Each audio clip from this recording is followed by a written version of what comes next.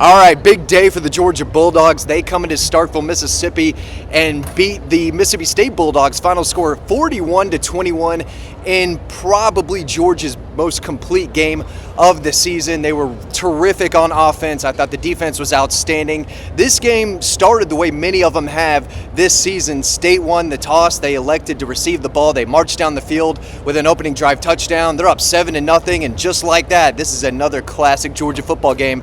But after that, this was Georgia. It was their game from then on.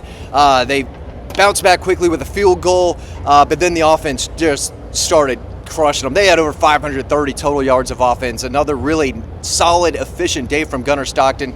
260 yards, 3 touchdown passes. We're going to talk about all of that. Nate Frazier, monster day on the ground, 180-plus yards, 1 big touchdown. The offense was as explosive as we've seen from them all year long. This state defense is one of the worst that they've played all year long, too. So if there was any team where they needed to show that they can be explosive and score quickly and score at will, it was against Mississippi State, and that's exactly what they did today. Can they do it against Texas next week? We're going to find out. But today, the offense could really, really move the football. They didn't turn it over. They did have the Dylan Bell fumble. That was on their second possession. From my view, it looked like he was clearly down, so that felt like a gift given to Mississippi State. If that doesn't happen, Georgia punches it in there. This score is probably completely different. But Georgia went down 7-0, then scored the next 24 points in this game. They crushed Mississippi State in the second quarter and cruised in the second half. I think it was a 24-7 halftime score, and you just knew the game was over. The game was over. This was a much-needed, drama-free, stress-free game that this team needs, and now they have even more confidence going into a pivotal week of practice to prepare for the Texas Longhorns. So they needed to show that they could win a game like this and completely dominate for most of the game, and that's what they did. From the second quarter on, they outscored them from the second quarter in 21-0 in that quarter. Then again, they cruised in the second half. They got the ball to start. Nate Frazier takes off for a 50-plus yard touchdown run. Gunnar Stockton hit Noah Thomas, who galloped his way for a big touchdown. So the impact players made plays as well as the offense played. And again, over 500, probably close to 550 total yards, scoring at will up and down the field. They ran the ball for over 200 yards, I think 260 yards. I'll get the numbers officially in a second, but I think you have to tip your hat to this defense because once again, they started the game slow. They give up a touchdown, and I thought that they would be giving up more than that. I'm surprised they only gave up 21. I predicted Mississippi State would score around the 30-point range, but they didn't give up a single point after giving up that first touchdown until midway or late in the third quarter. So they really played well, and they showed what this team is capable of when they can get defensive stops in the middle of the game, and you continue to give the ball back to the offense to not only score but take a lead and then take a commanding lead. So this was very much a 2021 or 2022 style of blowout that we've seen from this team. You know, normally it's a roller coaster, and this one wasn't. I guess it was a little roller coaster in the first quarter, getting down 7-0. Then you lose the fumble on the 2, and at that point you're thinking, this is exactly what Georgia has to do if they want to find a way to lose this game. It's fumbling inside the 5-yard line, not getting stops early on third down. State converted 2 third and longs, I think, on that first drive, another one on their second drive. But then Georgia clamped them. I thought it was a really nice day from Quintavious Johnson in the trenches. Raylan Wilson had a sack and a half. He made disruptive plays. KJ Bolden had a team-leading 10 tackles or so. He was all over the place. I thought the offensive line played really well. And again, they ran the ball efficiently. Gunnar had like 20 or so yards on the ground. He was fine. He wasn't perfect. I think he completed 62% of his passes, so they could clean things up. And again, they could still play better. This is as well as we've seen them play this year, and they could still play better. There's still some things that they can kind of twerk a little bit and improve upon, and that's dangerous. That is bad news for the rest of college football if this team continues to get better. But, we talked last week that Mississippi State beating Arkansas the way they did gave them confidence and the fact that they can find a way to win games. And then Georgia comes in here. A lot of people thought this could be a trap game. I never thought they could lose this game. I thought it would be a lot closer. Shout out to Georgia secondary because, I said this week, it could get tricky for that group. State has shown that they can throw in the ball, and when they get clicking offensively, they could be really tough to stop. They've got weapons. Blake Shapen had a really tough day just finding receivers and staying clean. I mean, that Georgia pass rush definitely showed up today. That was something else that I monitored. Not only did I think the secondary play really, really well, they got the pass rush. And they got it from linebackers. They got it from Gabe Harris, who clobbered Blake Shapen, I think, in the second half. That may have been the last we saw of him. But, State scored a couple times late. I think Camario Taylor, the quarterback, had 3 short rushing touchdowns. They had one big passing play and explosive on Georgia's secondary late in the game. But by that point, the game was over. They scored 38 consecutive points in this game.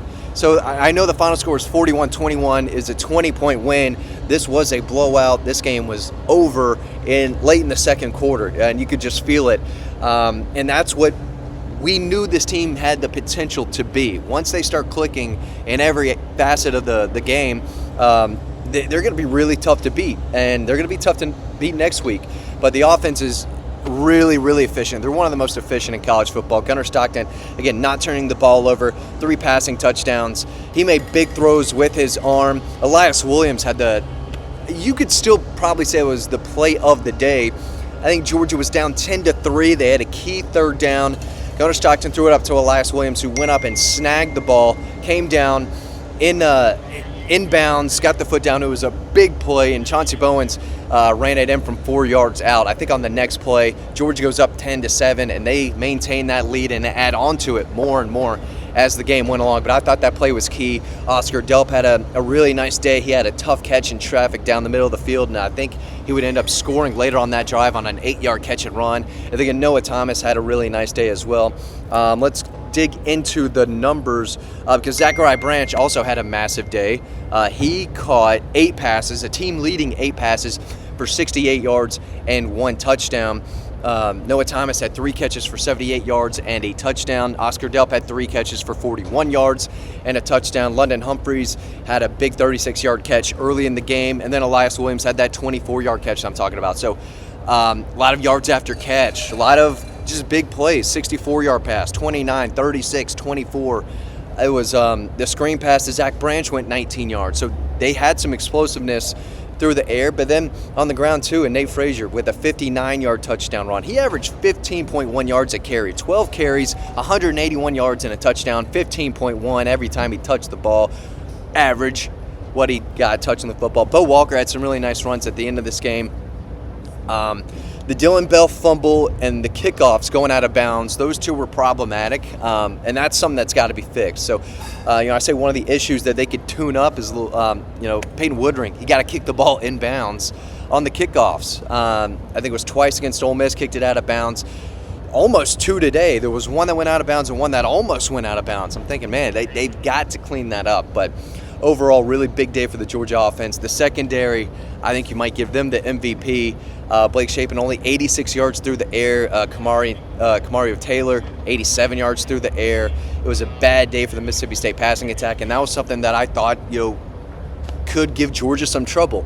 It did not. So I think you have to tip your hat to the Georgia defense, that secondary, and the pass rush was there too. So they played as well as they've played basically all season, especially when you consider that Mississippi State moves the football. They know how to score, and they had a really difficult time after that first touchdown that they got. And overall, I thought the crowd was great early on. It was loud with the cowbells here, but Georgia came. This was a total business trip. They could have just come down here and escaped, won by a touchdown or 10 points, call it a day, and that's a satisfying win. But they came in here.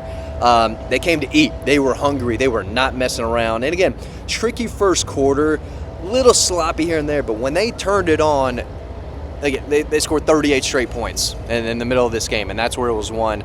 The game was over early. This was, again, a team that gives you a roller coaster just about every week, and they came on the road, early game, 11 a.m. Kick, and they completely dominated. They throttled Mississippi State. This was a blowout and one of the best that we've seen Georgia play all year long. If this team keeps improving, bad news for college football because they were excellent today. And again, State's not great. They gave it everything they had for a quarter, hung in there.